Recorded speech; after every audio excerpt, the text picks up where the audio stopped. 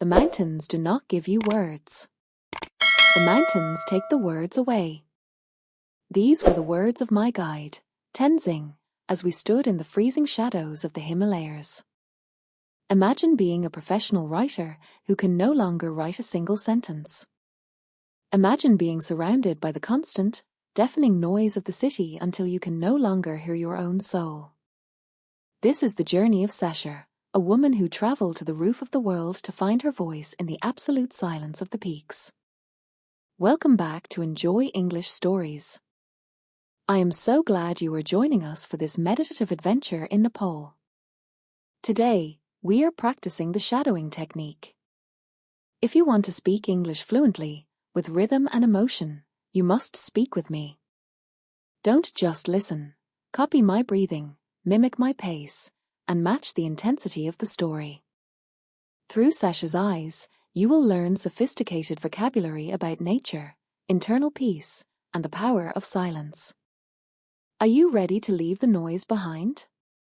Take a deep breath of thin, mountain air, and let's start. My name is Sasha. I am 35 years old.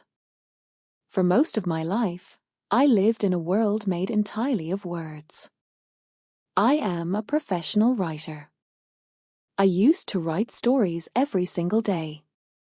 I wrote about people, I wrote about love, and I wrote about the fast, busy life of the modern city. But for one long, lonely year, I was silent. My voice was gone. My inspiration had disappeared like smoke in the wind. I could not write a single beautiful sentence. I would sit at my desk for hours, looking at the white paper, but my mind was as empty as a dry, silent desert. I was so tired. I was tired of the constant, aggressive noise of the city. I was tired of the endless emails, the ringing phones, and the loud, screaming sirens in the street.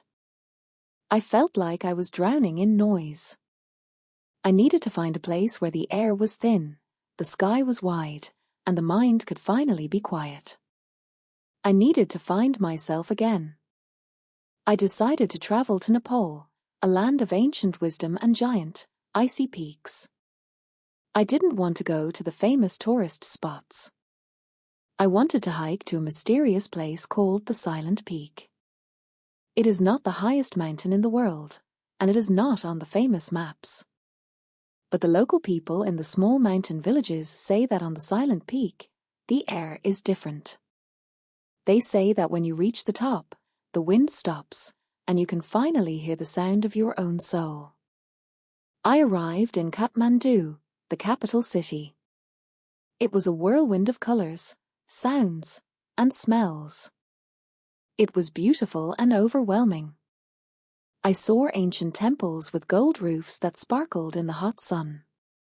I smelled the heavy, sweet scent of incense burning in the stone doorways. I heard the deep, rhythmic chanting of the monks in the monasteries. I saw monkeys jumping over the prayer wheels at the Swayambhunath temple. But I did not stay in the city for long. My heart was pulling me toward the clouds. I took a small, shaking plane to a tiny airport hidden between the mountains, and there, I began to walk. The hike was much more difficult than I expected. The path was not a path, it was a steep, rocky stairs made of ancient stones. Every step felt like a victory against gravity. Breathe in, step up. Breathe out, step up. The rhythm of walking became the rhythm of my life. As we climbed higher, the world changed. The green forests of the valley disappeared. The air became colder and sharper. The sky turned from a light blue to a deep, dark indigo. I walked past giant yaks with long, shaggy hair and heavy bronze bells around their necks. Clink, clink, clink. The sound of the bells followed me through the fog. I stayed in small tea houses made of cold grey stone.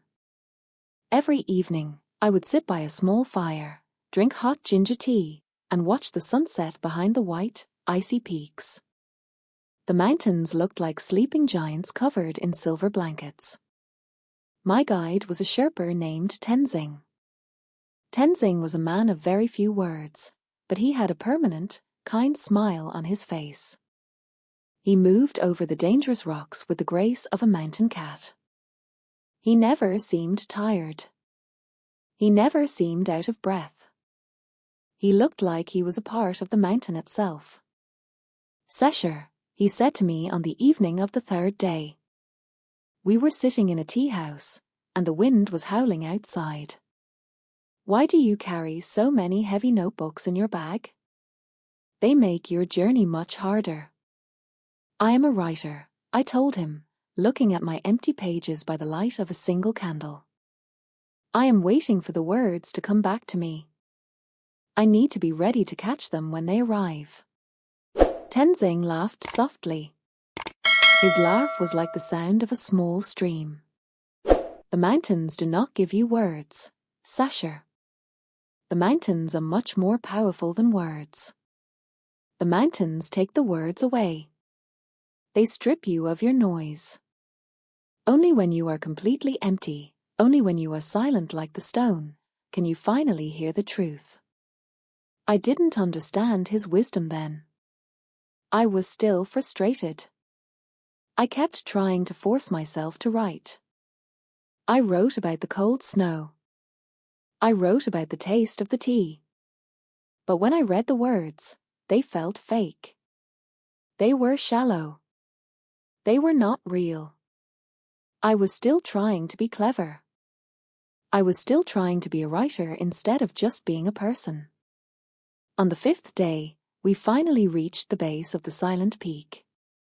The mountain stood before us like a giant pyramid made of white ice and black, jagged rock. It looked impossible to climb. We started the final ascent at 4 o'clock in the morning. It was pitch black and freezing. I wore every piece of clothing I had. My breath looked like thick white smoke in the light of my headlamp. The climb was grueling. My legs were burning with pain. My lungs were gasping for every tiny bit of oxygen in the thin air. Every muscle in my body told me to stop. I wanted to turn back. I wanted to go home to my warm bed, my hot coffee, and my comfortable life. I felt like a failure.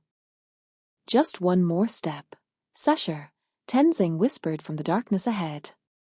He didn't look back. "Focus only on the now. Do not think about the top. Do not think about the hours ahead. Just think about this one step. This one breath. Right here. Right now."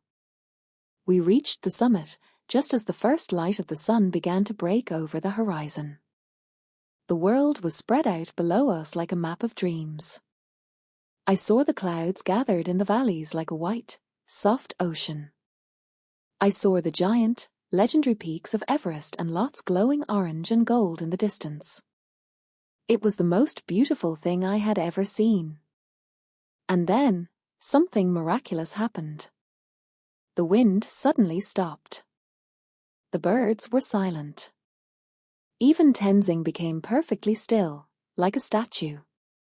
It was a silence so deep and so heavy that it felt like it had a physical weight. It was the silence of the universe. In that magnificent silence, the noise in my head finally disappeared. I stopped thinking about my career. I stopped thinking about my mortgage or my broken heart. I stopped thinking about my empty notebooks. The fear of being a bad writer simply evaporated. I felt a sudden, overwhelming peace. I felt small, like a single grain of sand on a vast beach, but at the same time, I felt as big as the mountain itself. I realized that I didn't need to go searching for words. I didn't need to hunt for inspiration. The words were already there, deep inside me. They were just waiting for the silence to let them out. They were waiting for me to be quiet enough to hear them. I sat down on the cold rock. I opened my notebook. I didn't try to be clever. I didn't try to use big, impressive words. I didn't try to be a famous writer. I just wrote exactly what I felt in my heart. I wrote one single sentence. The mountain is still, and finally, so am I. It was the most honest, most pure sentence I had ever written in my entire life. We stayed at the top of the silent peak for exactly 1 hour. We didn't speak. We just watched the light change the color of the world. When we finally began the long walk down, I felt like a different person. I felt lighter. I felt stronger. My legs didn't ache anymore. I returned to the city, but I brought the silence of the peak home with me. I no longer fear the white paper. Now, I write every single day. My stories are simpler now. They are more direct. They are more honest. And because they are true, they finally have power.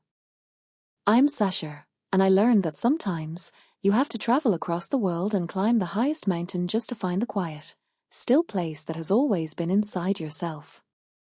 The best stories don't come from the noise of the world, they come from the deep, beautiful silence of the soul. What a peaceful and truly inspiring journey. Sasha found her voice in the high, silent mountains of Nepal. Did you feel the thin air? Did you feel the cold wind on your face? I hope this story helped you find a little bit of peace today, too.